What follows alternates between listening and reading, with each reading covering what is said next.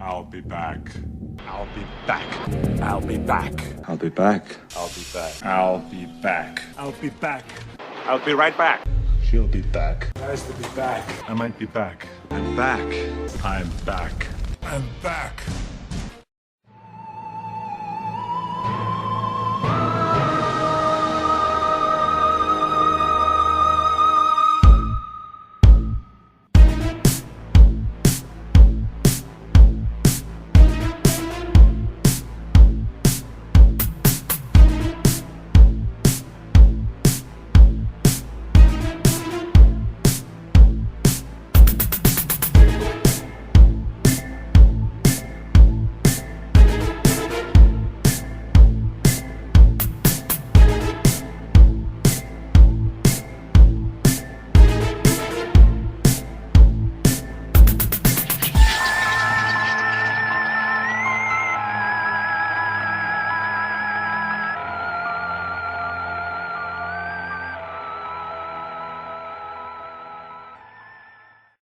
I hope this isn't a raw deal. No, that would be bullshit. Bullshit! Put the podcast down now. Is this whole episode just going to be us screaming in the Arnold voice? Oh, probably. I hope not. Mr. Mash, what is best in life? Bullshit! No. To crush your enemies, see them driven Get to the before chopper. you, and hear the limitations of the women. I have this wacky theory. I believe that Arnold Schwarzenegger is the last great movie star. When I say movie star, what I really mean is icon. When somebody talks in a slow cowboy voice and does a cowboy walk, everybody knows that's John Wayne. When a girl holds her dress down when there's a draft, everybody knows that's Marilyn Monroe. And when somebody pumps their biceps and talks in an exaggerated Austrian accent, everybody knows that's Arnold Schwarzenegger. I don't think there's been anybody since him that's as iconic. Some people say that Tom Cruise or Will Smith are the last true movie stars. Nah, it's Arnold. Will Smith is the only one that even kind of holds a candle. But does anybody recognize a Will Smith impersonation? Are we going to be cracking Jennifer Lawrence jokes in 20 years? No, Arnold's the king. The movie one-liner has died. Action is completely different now. The action movies they made in the 80s and into the early 90s, they just don't make those anymore. And it's not a bad thing or a good thing. If 80s action fans want that kind of 80s action style, they gotta watch a movie from the 80s.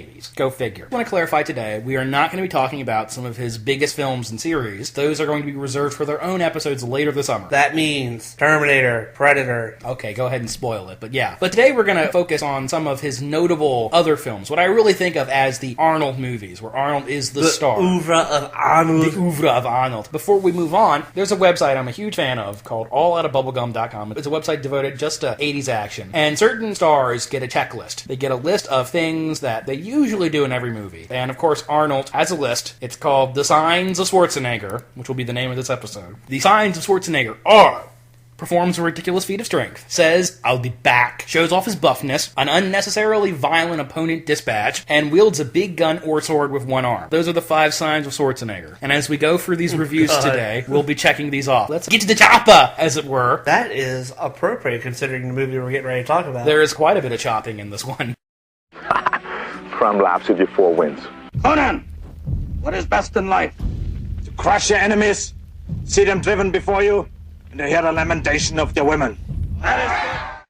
Arnold had been in movies before 1982's Conan the Barbarian. The very first film in 1968 was Hercules in New York, which is bad. I don't recommend that one. He had done some bit roles. He was in a movie called Stay Hungry with Jeff Bridges. But the film that really got his career started was a bodybuilding documentary called Pumping Iron. And that was the film that really introduced the world to Arnold as he is. And because of that movie, he got the leading role in Conan the Barbarian. These two producers, Edward Summer and Edward R. Pressman, wanted to adapt Robert Howard's Conan stories to the screen. Everybody agreed that Arnold had to be Conan. This movie was directed by John Milius, produced by Dino De Laurentiis. And what's the plot of Conan the Barbarian, JD? It's a sandal fantasy. It begins with Conan as a boy living in a village where his father tells him the riddle of steel, and a pack of marauders led by this evil wizard named Thulsa Doom raids the village, kills his parents, and takes Conan as a slave. And he's raised as a slave on the wheel of pain, pushing that every day. And he becomes a gladiator, and he kills enough dudes as a gladiator that he earns his freedom. And he goes off and he has some adventures. He meets up with some friends, he becomes a thief, and ultimately he heads out to get revenge revenge on the wizard who killed his mother. I wish he killed a wizard that killed my mother.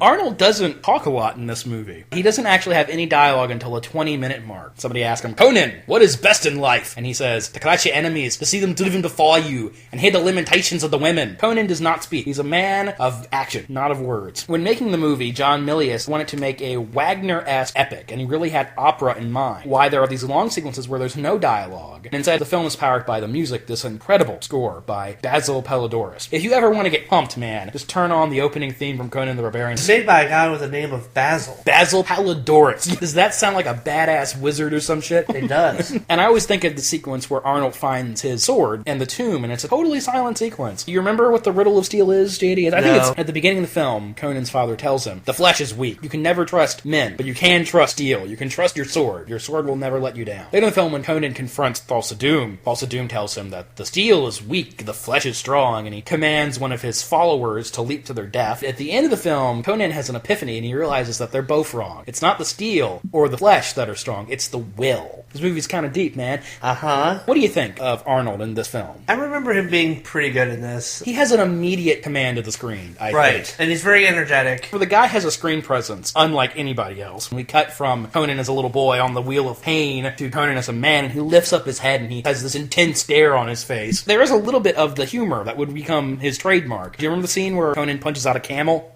Yeah. There's still a lot of humor, even though this is a pretty serious movie for the most part. Lots of hacking and slashing and killing going on in this. This is a badass action movie. It is. This movie was actually controversial for how violent and sex-filled it was. People criticized the movie for being fascist. What's this? A hero who fights for himself instead of for the people? And all 80s action movies were like that. I guess this was still early enough that they weren't used to it yet. Do you remember the scene where he cuts the giant snake's fucking head off? Yeah, I remember Cuts them that. right off. There's lots of decapitation.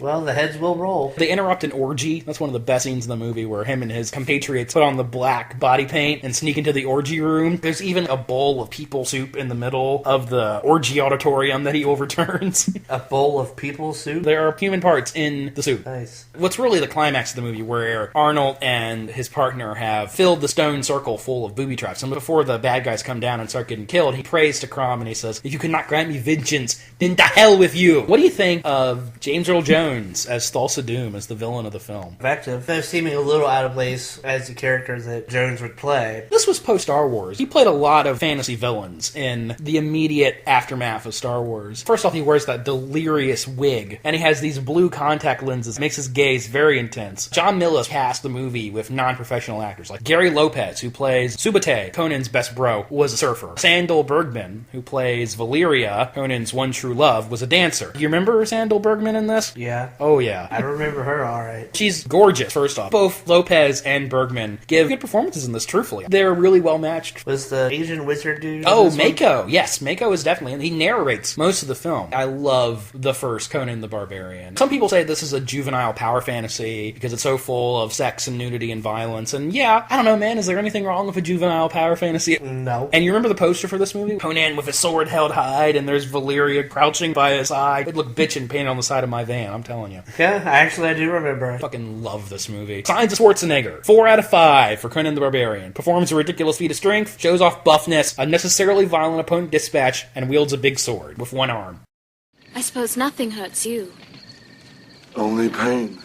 From the beginning, the producers of the Conan franchise imagined it as a long-running James Bond-style series. So it'd be a new one every couple of years. Indeed, after the first one was successful, 2 years later we did get a sequel, 1984's Conan the Destroyer. However, the studio made the unfathomable decision that a movie with as much sex and gore in it as Conan should become a kid-friendly blockbuster. The series was toned way, way down for the sequel. It was so disappointing that Arnold himself afterwards said, I'm never going to play Conan again. Have you seen Conan the Destroyer, the sequel? Yeah, it's the one with the witch. Yes, and do you remember who played the evil queen in this? I don't remember her name, but I know she's the one that was also in Return of the Living Dead 3. She was also in Return of the Swamp Thing. And she was Ursa. And she was also Ursa. In Superman 2. Yeah, that's Sarah Douglas is that actress's name. Oh, okay. I guess Meg Foster was busy that week, so they had to cast Sarah Douglas as the evil queen instead. Yeah, I think Meg Foster would have been better. One of my big problems with Conan the Destroyer is the plot is much more typical fantasy adventure. Conan is lured into a plot by the evil queen, Queen Taramis, who gives him a fetch quest. He has to go get this magical jewel, which will then lead them to the horn of their dead god. What Conan doesn't know is that the queen's actually evil, and she's planning to sacrifice the virginal princess. I think her name is Jana. Somebody on a message board I frequent said it really reminds them a lot of like Dungeons & Dragons Club. And the PG rating is problematic. This was a PG back in 1984, so there's still a lot more decapitation and stabbing than you'd probably see in a PG now. It's still disappointing. It's not the lack of killing and fucking is a big detriment to the movie. It just makes it feel less exciting. And I really hate the comic relief sidekick. Malik is the character's name, and he's super annoying. And the princess is also really annoying. And they basically turn both Conan and Mako's wizard into making jokes and doing goofy stuff. Now, Conan the Destroyer is not a total wash. Basil Palladores came back for the score and delivered a very different score that's just as good as the first one. And the action is not bad. There's some decent sword fighting. And it is amusing that the guy playing the princess's protector that protects her virginity is played by Wilt Chamberlain, a basketball player who is notorious for his sleeping around, and in his autobiography claimed to have slept with over 10,000 women. I don't even know if that's possible.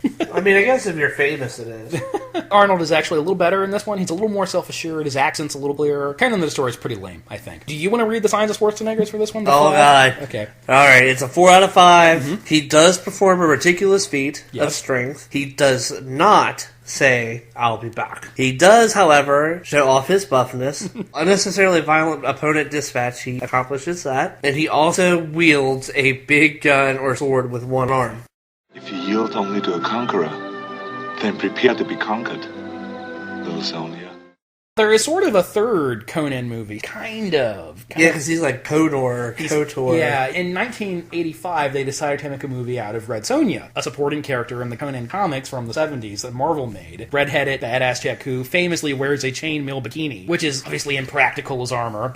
The character's rather notorious for her figure. They made a movie out of that, and for some reason they didn't have the rights to use the Conan name. Arnold apparently was swindled into being this movie. He was told he was going to have a cameo. He was on set for 2 weeks, and he's basically the co-star of the movie. Arnold Schwarzenegger claims that Red Sonja is his worst film. He used to joke that he would punish his kids by making them watch it. I don't agree with that. I don't think it's Arnold's worst movie. What's the origin of Red Sonja? Her family gets brutally dispatched. Her family's killed by marauders. And then she's raped because she strikes the queen. The evil lesbian queen who's trying to put the moves on her. And afterwards, a goddess appears to Red Sonja and says, "I'll give you fighting prowess abilities, and you can only sleep with a man if they can defeat you in combat. Otherwise, you lose your powers." Some people have complained about the sexual politics of that. The character's origin is not really affected on the plot. This is another fantasy movie fetch plot. There's a MacGuffin of doom that the villains have, and the good guys have to get away from her. Sonja teams up with Arnold, this boy prince, and his bodyguard that are annoying. The actor who plays the little boy prince in this Tarn, you know who that actor is? Is it short? It's Eddie Reyes Jr., otherwise known as the pizza boy from Teenage Mutant Ninja Turtles 2. Is it really? Yeah, it's the same guy. I didn't like him in that movie, and I don't really like his character in this one either. I think the now, the little boy in this movie. I think he's annoying. No. What do we think of Brigitte Nielsen? Her acting is frequently criticized. Yeah. She's a Dutch supermodel, and she can't disguise her accent very well, but then again, neither can Arnold. She's wooden. When she's sword fighting, killing people, jumping around and swishing. Right, she's very effective there. Yeah, she's fine there. She doesn't look anything like the character from the comic. She's very tall, Amazonian, but she's not voluptuous. And they don't even try to get her in the chainmail bikini. Instead, they've got her in armor, leather, skirt combo. And what do you think of that mullet she's got? Oh, God, it drives me nuts. The mullet's bad. Honestly, I think she's okay. Given a better career, I think she could have become an okay actress. Mention Arnold in this. Yeah, he doesn't play Conan, he plays Calidor. Calidor, that's the guy's name. Who is basically Conan, but for legal reasons, technically isn't. And there's actually a fan theory that Calidor is Conan, just an alias. It's one of his traveling names. Sure, what the hell, it's Conan. Arnold is actually a little more invested in this than he was during the Destroyer. I like the scene where he holds up the broken beam with his head. That's your ridiculous feat of strength in this one. And really actually like the scene a lot where him and Sonja sword fight. A fun moment. I don't like the kid. I don't really like his bodyguard either. Yeah, I didn't care for him. He talks with this exaggerated accent. Sandal Bergman is in this movie too. She was offered the lead role, which I think would have been a lot better. She didn't want to repeat herself. She thought Sonja was too similar to Valeria. So instead she plays the villain. Queen Gedrin. Pretty over the top. And the evil lesbian is a very stock villain. Is she really a lesbian though? She's attracted to Sonja at the very least. And she doesn't seem to have any interest in any of the men around her. Brigitte Nielsen is pretty manly looking. Speaking of manly women, we didn't mention this in Conan the Destroyer. You remember Remember Grace Jones? Oh, yeah. The Amazon. Grace Jones is very effective in these kind of parts, but she scares the shit out of me. She just looks like she will tear your fucking head off. She would have made a good Wolfsbane. She would have. Anyway, getting back to Red Sonja. The action in this is good. Cool scene where a dinosaur skeleton is a bridge over a gorge. I think the set design and the effects in this are great, truthfully. Yeah. And I've seen the case that this movie would have been a lot better if it was a silent film, and not the sense that there was no dialogue. Basil Palladores didn't do the score for this one. Ennio Morricone did. Morricone's score is nearly as good. Red Sonja is cheesy as hell. I wouldn't exactly call it a classic, but it's not bad. It's certainly not Arnold's worst movie. No. I can name at least 3 off the top of my head that are much worse. Red Heat.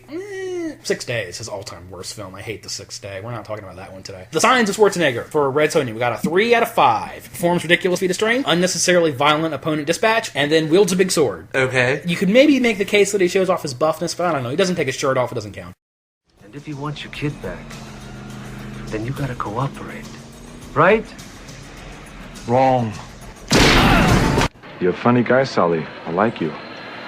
That's why I'm going to kill you last. Don't disturb my friend. He's dead tired. Remember, Sally, when I promised to kill you last? That's right, Major. You did. I lied. Because the Green Beret's gonna kick your big ass. I ate green berets for breakfast. And right now, I'm very hungry. Let off some steam, Bennett. The next movie on our list is from 1985. It's Commando. Commando is the greatest movie ever made. That's your opinion. You're entitled to it. At the very least, I think this might be the ultimate 80s action film. Pure entertainment from beginning to end. Got everything I want from an 80s action movie. Hilarious one-liners, massive action, piles of dead bodies, lots of homoerotic undertones, and a script that does not give a shit, does not fuck around.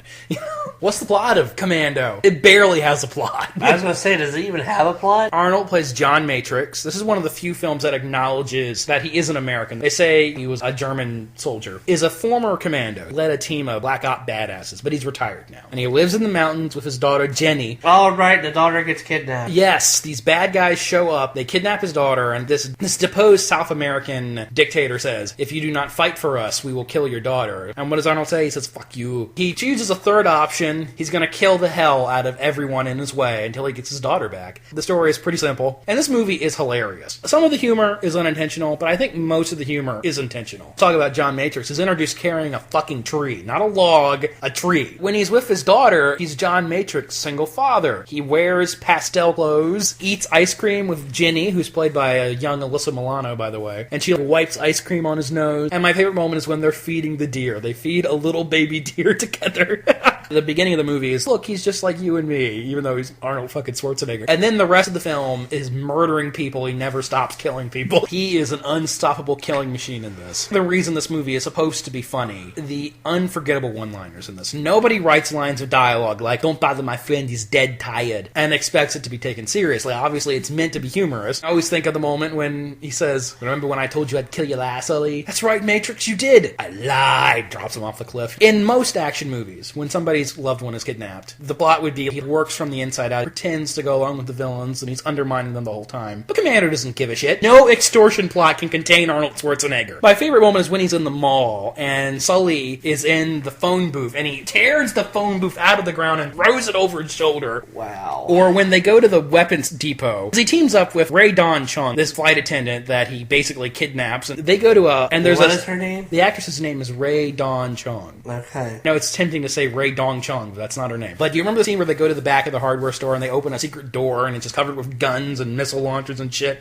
Yeah. Yeah. I do love the henchmen in this. There are two main ones. There's Cook and Sully. And Cook is played by Bill Duke from Predator and many other things. And he is so crazy in this. He's kind of like the straight man to Arnold's ridiculous character. Because he's really sincerely acting like a nutbag. And they have that wonderful fist fight in the hotel where Bill Duke says he's a former Green Beret. And Arnold says, I eat Green Berets for breakfast. And right now I'm very hungry. Punches him through a wall and impales him on a piece of wood. Good classic Arnold. David Patrick Kelly plays Sully, who is probably best known for The Warriors. He's the guy in The Warriors with the bottles on his fingers and Never goes, saw that movie. You've never seen The Warriors? Uh-uh. Oh, man. I need to make you watch that. You've definitely seen David Patrick Kelly and stuff. He's like a creepy Sean Penn. Okay. So sleazy in this. And then I've already mentioned Ray Don Chung, who's basically audience surrogate. When Bill Duke and Arnold are fighting, she says, I can't believe this macho bullshit. These guys eat too much red meat. Because it wouldn't be an 80s action movie without a little casual misogyny. Two different characters on 2 different occasions, thinks she's a prostitute. For no reason. She's not dressed like a prostitute. She's not acting like a prostitute. Because she's a woman, they assume she's a hooker. This film has one of the best last acts of any film. The most ridiculously entertaining action ever. Arnold covers himself head to toe in guns and knives and face paint, and he sneaks into the enemy's island base. He murders over 100 people in this film. Only 100? Grenades and mines and knives and a rocket launcher and grenades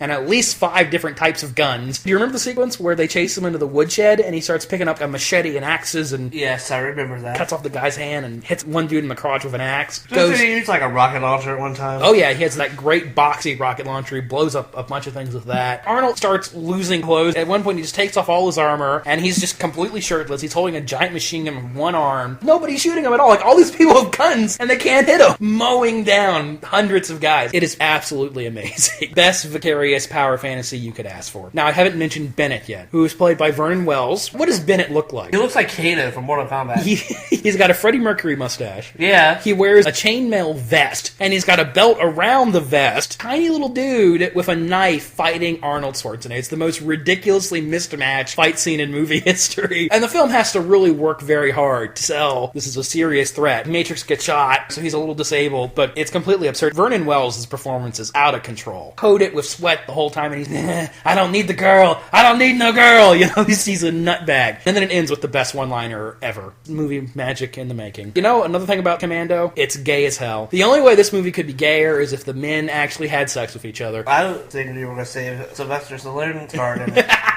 Aside from the fact that Arnold's bulging pectorals are frequently displayed, Matrix's wife is dead. He spends the whole movie chasing after his daughter. Ray Dawn Chon is in there. He doesn't have any sexual attraction to her. Every relationship he has with a woman is completely platonic. Bennett acts more like a spurned lover than a villain. They say Matrix fired Bennett from his Black Ops group, but they don't say why. And a lot of people have speculated that the reason Bennett got fired is because he was in love with John Matrix. And if you look at their final scene together, Matrix talks him out of shooting him. Or maybe John Matrix is really a Jedi. Right before he gets killed, Bennett mentions Matrix's testicles frequently. Afterwards, Arnold impales him with a big, hard, long dick. I mean pipe. I'm telling you, man. This is the pinnacle achievement of humankind. We can pack up the pyramids. We don't need that shit. We've got Commando. How about you read those signs of Schwarzenegger for me, JD? He performs a ridiculous feat of strength. Frequently, all the time. He says, I'll be back. I'll be back, Bennett. He shows off his buffness. All the time. He does an unnecessarily violent opponent dispatch. That's like half the movie. And he wields a big gun or sword with one arm. Like I said, 5 big guns. And in case you missed it, that is a grand total of 5 out of 5. Perfect Schwarzenegger. You should not drink and bake. Oh, you remember the case? The guy kidnapped the 11-year-old girl. He molested, murdered, and mutilated her. Because of you, a lot of people are dead. And now, it's your turn. You didn't get to see this next one. Oh, it's a raw deal. Raw deal sandwiched between Commando and Predator, genuine Arnold classics. Arnold made the movie to get out of his contract of Dino De Laurentiis, which would have had him making Conan the Barbarian movies until the end of time. And De Laurentiis made the movie because he wanted to make a quick buck to fund his adaptation of Total Recall. But Raw Deal actually isn't bad. The plot of this one, Arnold plays Mark Chakimsky, who is a former FBI agent who was fired from the force because he brutalized a murderer. This FBI agent's son gets killed. This FBI agent, played by Darren McGavin, and he says to Arnold, I'll make a deal with you. If you go undercover as a mob informant, can leave your boring life as a small-town sheriff. And everything's going swell until he's found out, which of course happens. This movie is devoted to the absolute joys of Arnold being an asshole mob enforcer. He goes into a crooked gambling den and destroys it with his arms. He goes into a gay bar and throws a guy through a window and splashes red paint on his face. The main mob henchman in this is played by Robert Davi. Arnold and Robert Davi have a pissing match of who can be a bigger asshole. It's simply amazing. The only real thing holding this one back is there's a love story, which really doesn't add anything to the movie. You can skip that. Now, in most mob movies, what would happen when the mob informant gets found out? He gets killed. Or he goes on the run, right? Yeah. But this is an Arnold Schwarzenegger movie. So when he gets found out, he goes back to his place, he loads up on guns, he jumps in a white sports car, puts the Rolling Stones Satisfaction on the stereo, drives through a gravel yard, starts killing people, then goes to the bad guy's base and kills all of them, because it's Arnold. I don't want to spoil too much of this because I know you haven't seen it, but the last scene is amazing. I'll just put it that way. It's Arnold and Darren McGavin yelling at each other, and it's beautiful. It's magical. Raw Deal is probably a little forgettable. It's the perfect generic Arnold movie. It really hits the spot. It's also A 5 out of 5 on the signs of Schwarzenegger. He performs a ridiculous feat of strength. He says he'll be back. He shows off his buffness. He performs an unnecessarily violent opponent dispatch, and he wields a big gun with one arm. Right on. Cocainum. I do not want to touch his ass. I want to make him talk. What's the next movie on our list there, from 1988? Red Heat in this movie. Ooh. This is Arnold's attempt at the buddy cop genre. Directed by Walter Hill, who also made 48 Hours, which is one of the first buddy cop movies, the one that really popularized the idea. What's the main gimmick for Red Heat? One of the cops is American, one of them's from the Soviet Union. Right. Now, which one of those cops does Arnold play? Clearly plays the one from the United States. Nope, he's the Soviet cop. Oh, that's right, I got him confused with the other guy. Yeah, it's real easy to confuse Jim Belushi and Arnold Schwarzenegger. The thought process is, Arnold's not American, that's close enough to Russian, right? What's his Russian accent like in this? The little Austrian. There are a couple of scenes where it sounds like maybe he's attempting a Russian accent. The thinnest wisp of a Russian accent. Plot for this is pretty basic. Arnold's a Russian cop named Ivan Danko. His partner's killed by this drug lord. They follow him to Chicago. He teams up with Art Riznik, a bad boy cop. They hate each other at first, but then they learn to love each other because it's a buddy cop movie. The funniest parts of this film are the ones that are focused on Arnold as the Soviet cop. His complete indifference to American traditions. My favorite moment of the movie is when he goes to a hotel. It has a coin-operated TV, which is the sleaziest thing ever. When he puts the coin on the TV, porn comes on, and Arnold's response, said very, very dryly, is capitalism. What do you think about his ongoing debate with the Miranda rights? I kind of like that. It's a nice little touch. Soviet ways are more economical. What do you think of Jim Belushi in this, though? Don't really care for him. I'm not a fan of the Belushi. This is from that weird period where Jim Belushi was trying to be an action hero when he did The Principal and Retroactive and shit like that. The dude is not an action hero. When he started doing that shitty sitcom, what was it? According to Jim? Life According to Jim or whatever? That's where Jim Belushi belongs. That's the level he should be on, not trading barbs with Arnold. And his character in this is really unlikable, too. Yeah, so stiff. Obnoxious. He's introduced wondering if a busty prostitute's breasts are real. That's his first scene. What do you think of this as an action film? I don't really see it as an action film. Very little. I think it's more of a cop drama. There are some shootouts. Arnold has this really ridiculous gun. Shootout in the hotel with the black gang members. Yeah. No comment, by the way, on the fact that all the heroes are white and most of the villains are black in this. Let's just move past that. And then the bus chase at the end was pretty cool. Oh, yeah. He's screaming behind the wheel, yeah, and they play a game of chicken with buses. The script for this one's a little convoluted. It takes way too long to get going. And then it's just slow in between. It's not terrible, but it's not very memorable. What are the signs of Schwarzenegger in this one? He shows off buffness. Yeah, and that opening scene in the sauna where he's almost naked. He performs an unnecessary violent opponent dispatch. Yep. That's a really hard thing to say, by the way. I'm noticing. Wields a big gun or sword with one hand. Indeed he does. You have no respect for logic. And I have no respect for those with no respect for logic. The first time in my life, I'm Pissed off!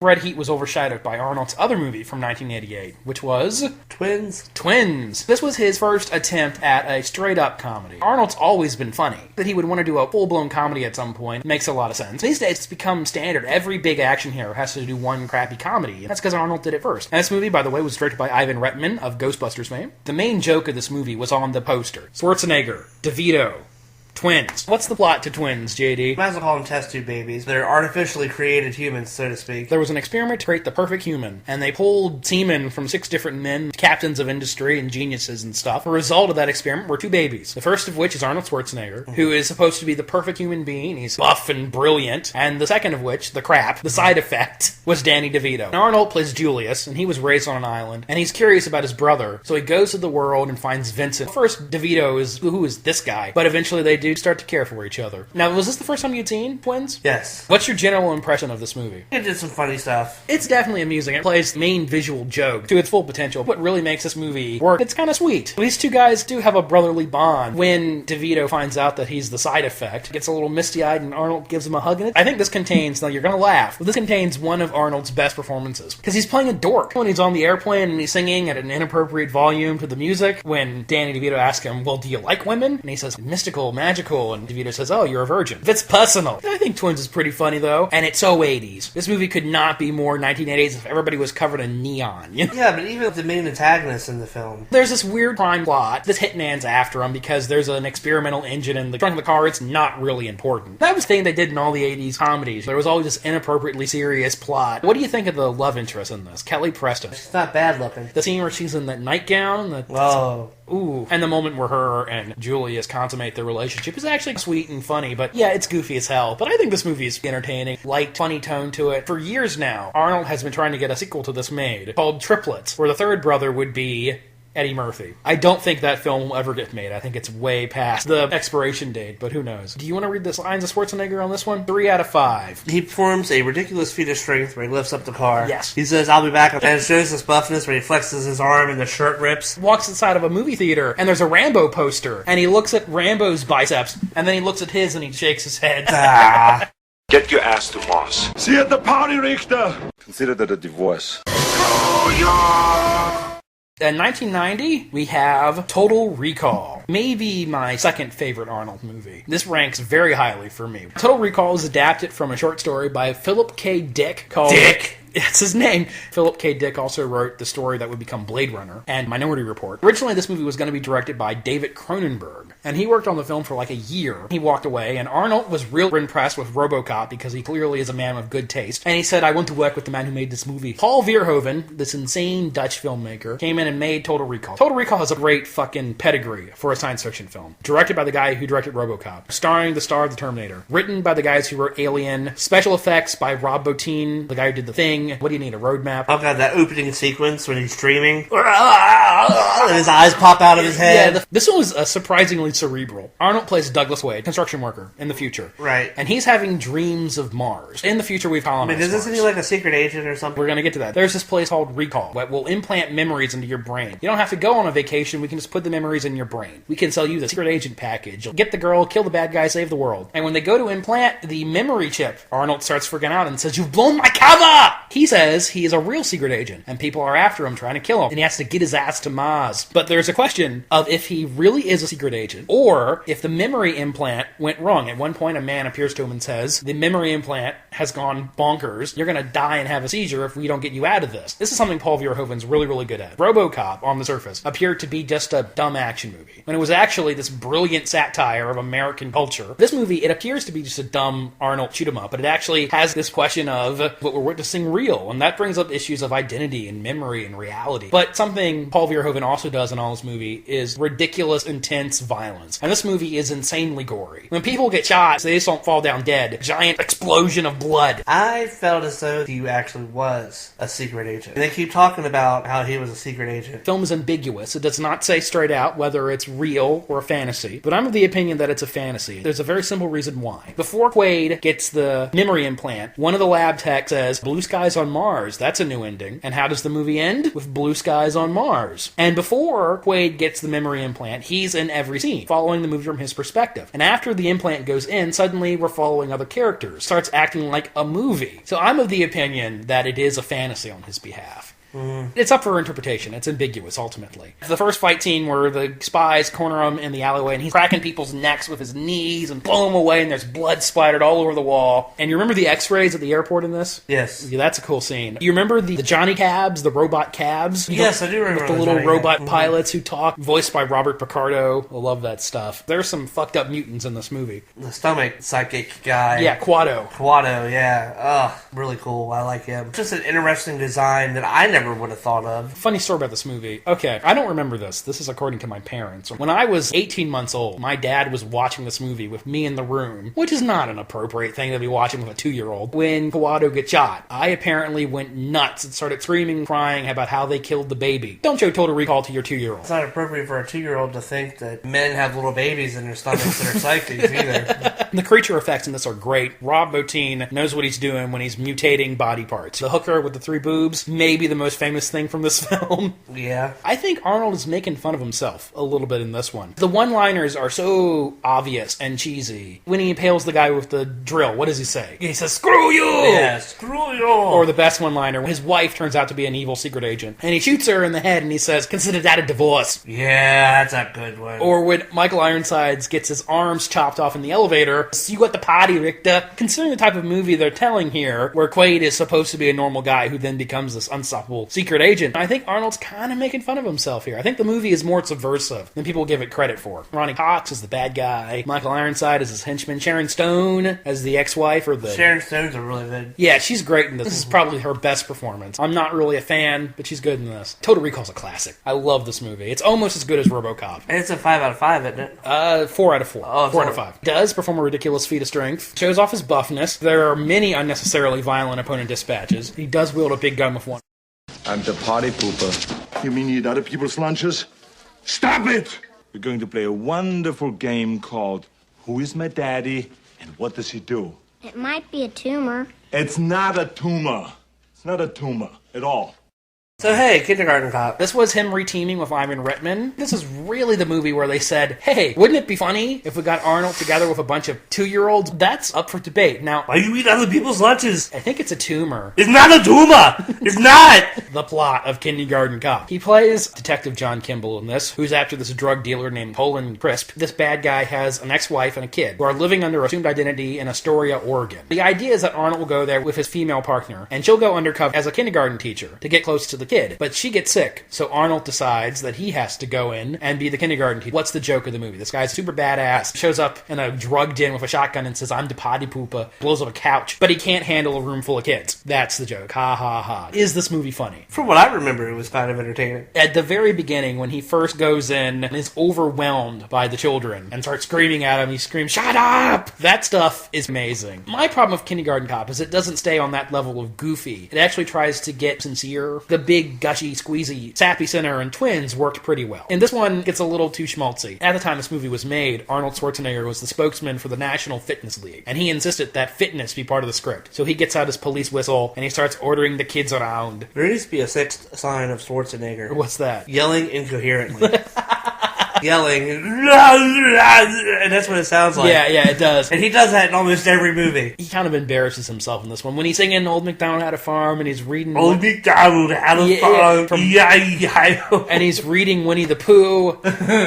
Sorry, I just remembered that scene. It has this serious ending. The bad guy shows up, and he's kidnapping the kid, and there's a shootout. Don't think the movie earns it. The villain is weird and creepy, and he has this quasi-incestuous relationship with his mom. But I do like Pamela Reed as Phoebe, John Kimball's partner. She's funny. And the ferrets. I like the ferrets. Signs of Schwarzenegger for this. 3 out of 5. Says I'll be back. He says I'm back, which is close enough. Shows off his buffness. Wields a big gun with one arm. It's basically a kid's movie. I don't really hate it, but I'm not a super big fan of it.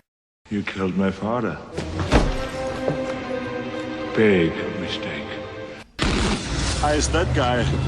Conan phrase. No sequel for you.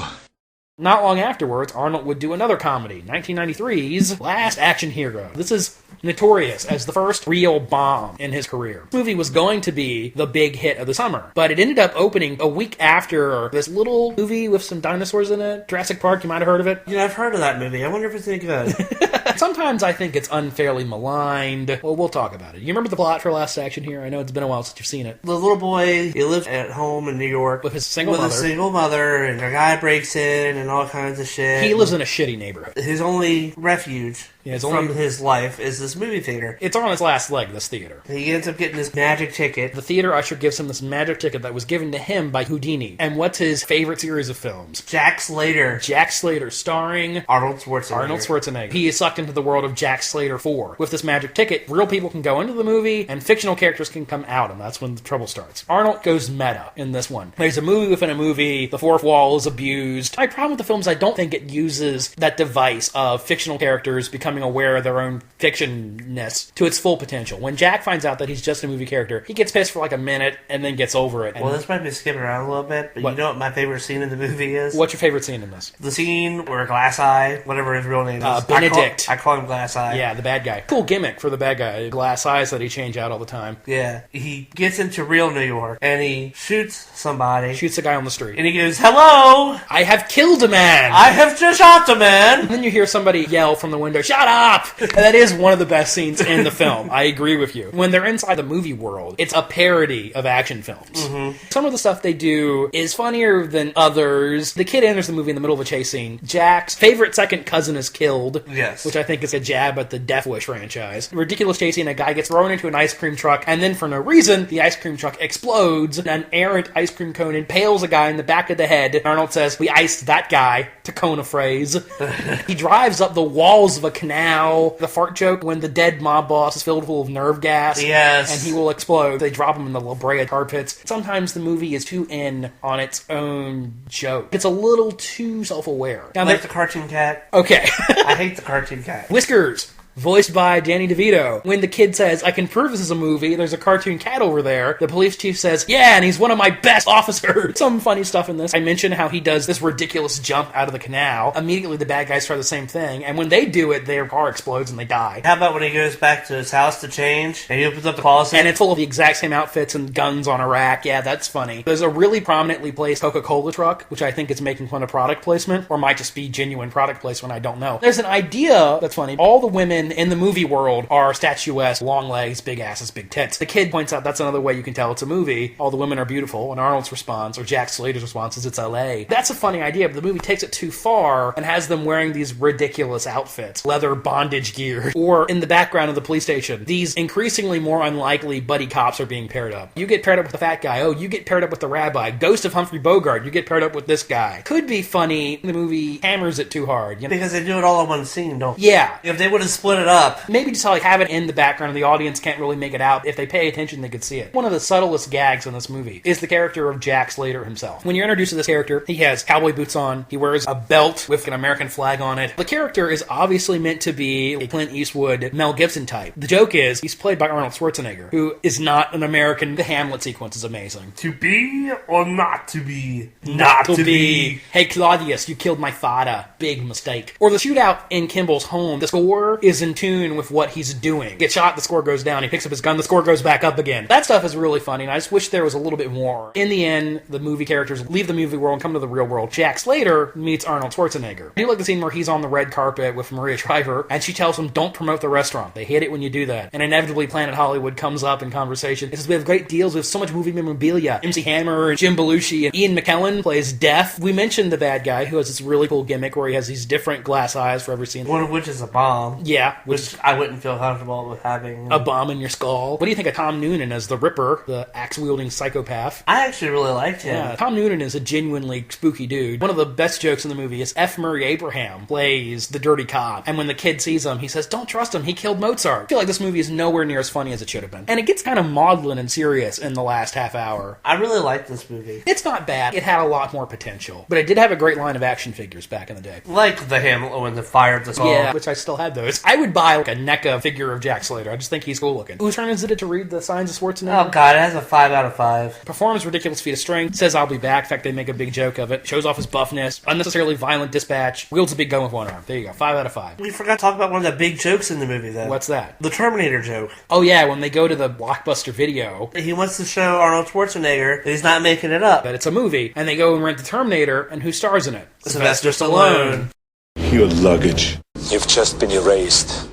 In the 90s, action movies were really changing, and we've talked about this already. I think of the 80s as Arnold's golden period, and the 90s are his experimental period, where he was trying more comedies and more conceptual stuff. But then in 1996, he made a movie, the last of its kind, the last 80s-style action movie. There's really no gimmick to it other than that it stars Arnold Schwarzenegger. There's no high-concept hook this time. It's just an Arnold movie. I'm talking about Eraser. Yeah, this was actually a pretty good movie. Going into this one, I always heard that it was shitty. Maybe my expectations were low, but I thought this was pretty damn entertaining. In this one, Arnold plays another John. He plays John Kruger. What does John Kruger do? What's his job? He's an eraser. You've been erased. People who are in witness protection who need relocating, he removes their previous life for them, which usually involves either faking deaths or making more deaths. This woman named Lee is working for this weapons designing corporation called Cyrex, and they've made this really bitchin' railgun that somebody's selling to terrorists, and somebody's trying to kill her, and Arnold has to protect her. Who plays her again? That is Vanessa Williams. That's what I thought it was. Yeah, Because doesn't she do a theme song for Yes, she sings the ridiculous love ballad over the end credits. One of the reasons I like Eraser, it really distills elements from Arnold's previous movies into one. He's a secret agent in this, like in True Lies. His character's serious, kind of like in Red Heat or Terminator, but mostly Eraser reminds me, it's like a 90s version of Commando. The action is ridiculous and over the top. Like when he shoots the aquarium to get the alligators. Oh yeah, you love the alligators. I do love the alligator scene. That was pretty cool. They eat some guys, and when the alligator tries to eat Arnold, he shoots it and says, "Your luggage."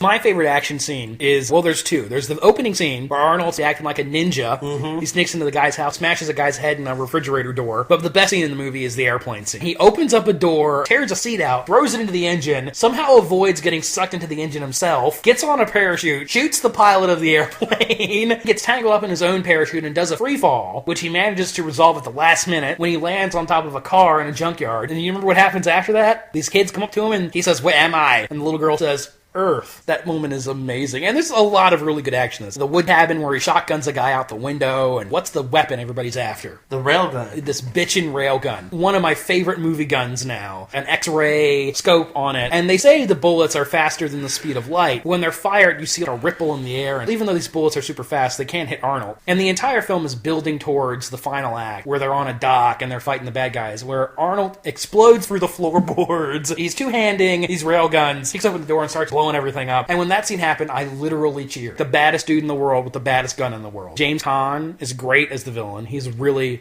over the top and ridiculous. What do you think of Robert Pastorelli as the comic relief, the mob guy, who's now working in a gay bar? I actually like him. Yeah, he's entertaining. That's another scene in the movie that I really like. When he goes and recruits his uncle, takes the whole family of mobsters down there. And they start arguing about politics or something? Union rights. Yeah, union rights, yes. Random ass appearances from James Cromwell and James Coburn. I'm not sure what they're doing in the movie. James Cromwell is literally in one scene. Hugely silly, ridiculous crowd pleaser. It's a 4 out of 5, by the way. Ridiculous feat of strength, shows off buffness, unnecessarily violent opponent dispatch, wields a big gun with one arm.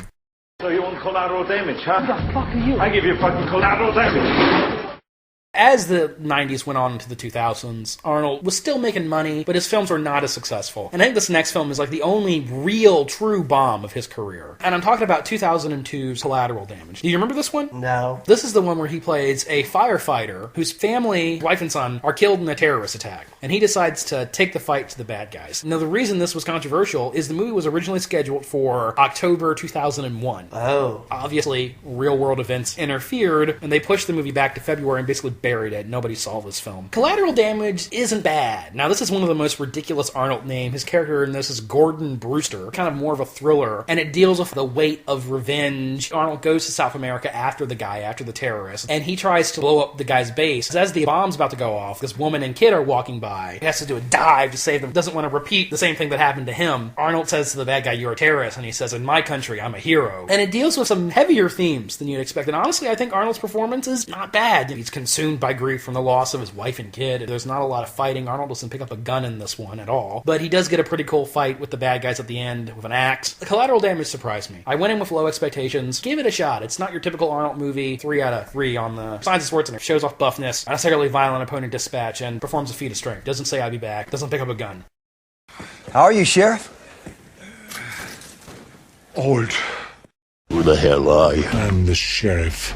After that film, not long afterwards, Arnold went into politics. He was the mayor of California. When Arnold was in governor of California, such a ridiculous thing that happened. Obviously, we're an East Coast show. We can't really comment on his political career. And when he finally came back to the movies, it was so great to have him back. Unfortunately, he really hasn't had a film that has been a big moneymaker yet. His first post-gubernatorial role was in The Expendables 2, but that wasn't a lead. I think you mean his first post-governor.